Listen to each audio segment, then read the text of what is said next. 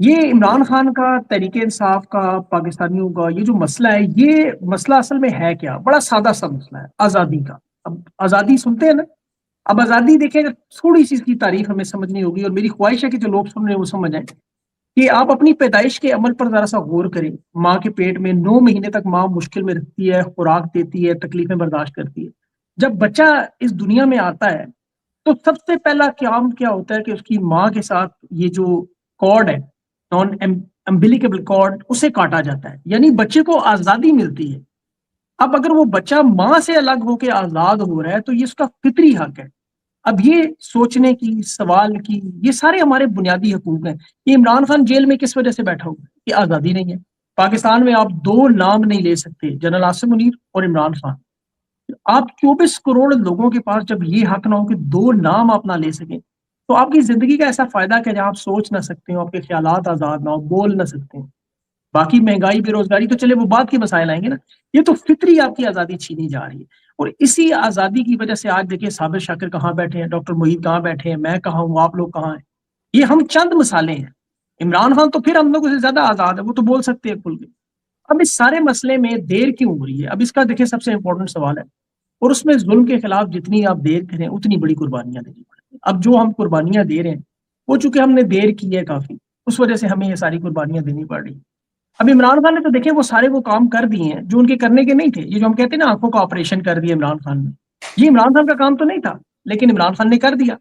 اب اس کے بدلے میں عمران خان کی انہوں نے آنکھ کا دشمنی نکال دی. اب دیکھیں جو جو کام عمران خان نے قوم کے ساتھ کیا ہے، انہوں نے عمران خان کے ساتھ جا کے بدلا لیا. گولیاں عمران خان کو مار دیں، عمران خان کی بہنیں، اس کی بیوی، اس کے سارے خاندان والے. اسی طرح باقی ڈاکٹر صاحب ہو گئے، صابر بھائی ہو گئے، سب کے ساتھ وہ سب کچھ کر دیا جو ہمارا قصور ہی نہیں. ہم سب لوگ تو دیکھیں ان گناہوں کی سزا پا رہے ہیں نا جو ہم نے کی ہی نہیں. آزادی مانگنے پہ اتنی بڑی قربانیاں. اب یہ سارا مسئلہ دیکھیں، عوام کا نکلنا، عوام کا نہ نکلنا، اور یہ کیا جنرل عاصم منیر کے جانے کے بعد سارا مسئلہ حل ہو جائے گا؟ یہ ایسے بھی حل نہیں ہوگا. جنرل باجوہ جب تھا، آپ کو یاد ہوگا حکومت گرانے کے بعد، تو ہم لوگ یہی دن گنتے رہے کہ یہ ابھی جنرل باجوہ جائے گا سب کچھ ٹھیک ہو جائے گا. آپ کے سامنے حالات ہیں. قاضی فائز اسی طرح تھا، ہم سمجھتے تھے یہ فرد واحد چلا گیا تو شاید نظام بہتر ہو جائے گا. آپ دیکھیں اس کے بعد بدترین حالات ہوئے. تو یہ گارنٹی نہیں ہے کہ جنرل عاصم منیر کے جانے کے بعد جو ہے وہ حالات سارے ٹھیک ہو جائیں گے. یہ فرد واحد نہیں ہے، یہ اس نظام کے خلاف جو عمران خان لڑ رہے، اسی لیے یہ بات لٹکتی جا رہی ہے. یہ ایک شخص نہیں ہے، یہ ایک پورا نظام ہے جس کے خلاف لڑتے ہوئے دیر ہو رہی ہے. نہیں لیکن اگر سبھی میں اگر if I may please add, okay, آپ یہ ٹھیک کہہ رہے ہیں، آپ کی بات درست ہے، کیونکہ تاریخ یہی بتاتی ہے کہ it's not about Asim Munir by the way, it's not about Pervez Musharraf, it is not about Pervez Kayani اور باجوہ اور anybody, it is about the institution itself. یہ کاکول اکیڈمی میں کوئی مسئلہ ہے، یہ اس جڑ میں مسئلہ ہے، یہ اس بیس میں مسئلہ ہے. کوئی یہ کوئی آتا ہے تو 22ویں گریڈ میں جب پہنچتا ہے تو اپنے آپ کو ایک کیونکہ اس کی اکاؤنٹیبلٹی آج تک نہیں ہوئی ہے، وہ اپنے آپ کو کوئی خدا ٹائپ چیز سمجھنے لگ جاتا ہے. لیکن آپ کو لگتا نہیں ہے، and this is the question to everyone, like food for thought, مطلب یہ والا سوال کہ لگتا نہیں ہے کہ عاصم منیر کا جو جیسے بھی اس کا اختتام ہو، جس طرح کے صابر شاکر صاحب نے بالکل درست فرمایا کہ یہ لاتوں کے بھوت ہیں، یہ باتوں سے نہیں مانتے، یہ آرام سے نہیں جائیں گے، ان کو شرم نہیں آئے گی، یہ نہیں ہوگا مجھے احساس ہو گیا ہے میں ایسا کچھ بھی نہیں ہوگا، ان کو نکالنا پڑے گا. یہ بالکل میں اس بات سے درست، میں متفق ہوں اس بات سے مکمل طور پر. مگر ڈونٹ وی تھنک کہ آج کی سچویشن بہت مختلف ہے. یہ مشرف والا دور نہیں ہے، کوئی اور والا دور نہیں ہے.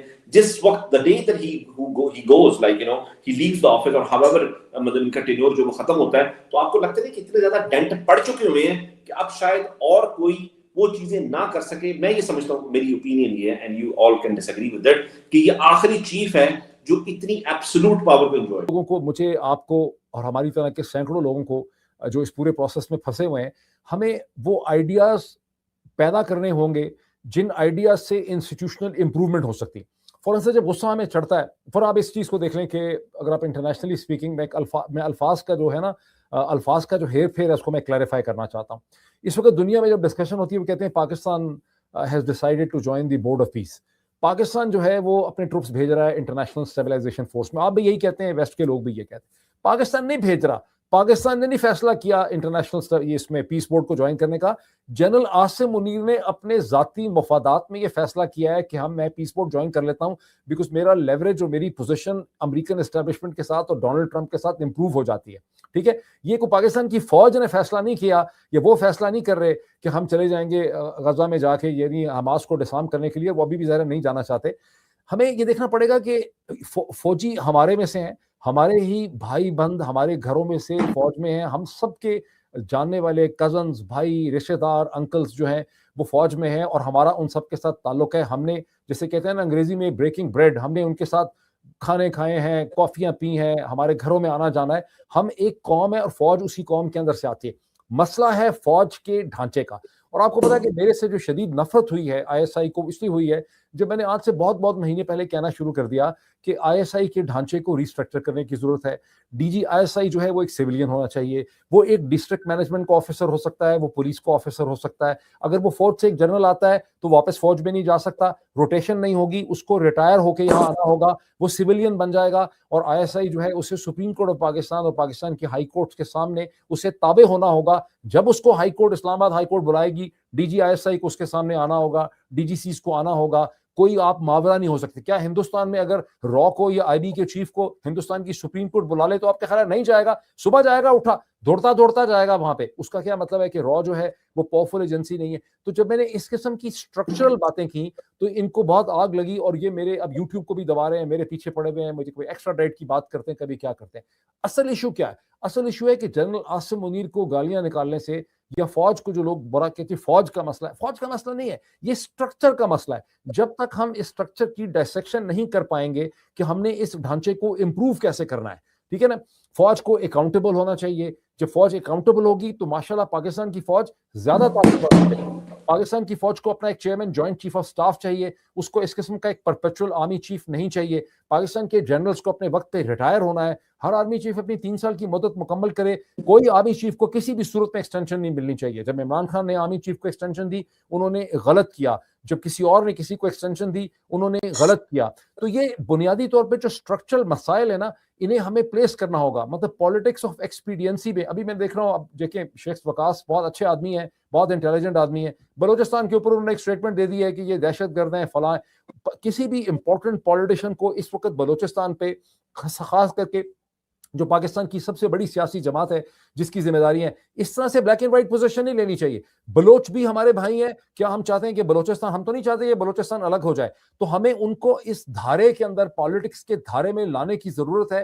ہمیں ان سے نیگوشیٹ کرنے کی ضرورت ہے. جو کچھ گزشتہ 24 گھنٹے میں بلوچستان میں ہوا ہے کہ ہم ان کو صرف دہشت گرد کے, فاٹا والے بھی دہشت گرد ہیں, بلوچستان والے بھی دہشت گرد ہیں. پتہ نہیں آپ دونوں کے اوپر دہشت گردی کے پرچے ہوئے کہ نہیں. میں بھی دہشت گرد ہوں, عادل راجہ بھی دہشت گرد ہے, شاہین سیبائی بھی دہشت گرد ہے, ٹھیک ہے, وہاں پہ حیدر مہدی بیٹھا ہے وہ بھی دہشت گرد ہے, اس سے پہلے عمران ریاض دہشت گرد تھا. مجھے نہیں پتا آپ دونوں دہشت گرد ہیں کہ نہیں ہے, پتہ نہیں سبھی کاظمی دہشت گرد ہے کہ نہیں ہے.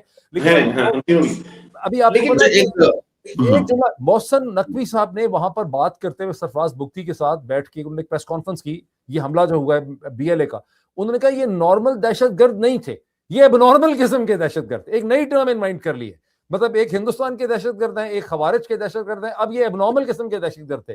تو یہ جو ہمیں جو ہے نا یہ پورے اسٹرکچر پہ اور پروپوزل پہ غور کرنا ہوگا. ہماری فوج ہے, ہمارے بھائی ہیں, کیسے اس ڈھانچے کو ہم نے امپروو کرنا ہے. اچھا, ایک میں 8 فروری کے حوالے سے ایک بات کرنا چاہ رہا تھا. یہ